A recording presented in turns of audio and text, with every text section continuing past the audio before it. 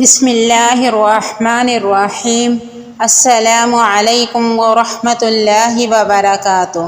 حضرت معاذ رضی اللہ عنہ فرماتے ہیں کہ رسول اللہ صلی اللہ علیہ وآلہ وسلم نے ارشاد فرمایا، جس نے اپنے ماں باپ کے ساتھ حسن سلوک کیا اس کو خوشخبری ہو، اللہ تعالیٰ اس کی عمر لمبی فرمائے۔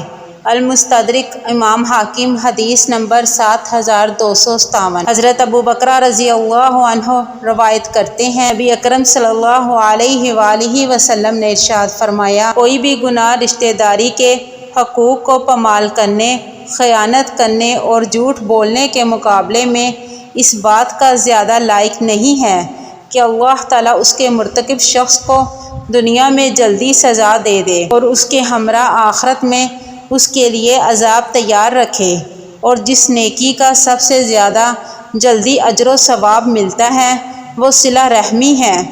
یہاں تک کہ کسی گھرانے کے لوگ غریب ہوتے ہیں اور پھر ان کے اموال زیادہ ہو جاتے ہیں اور ان کی تعداد زیادہ ہو جاتی ہے، جبکہ وہ رشتہ داری کے حقوق کا خیال رکھتے ہیں۔ مجمع الزوائد، حدیث نمبر 13456۔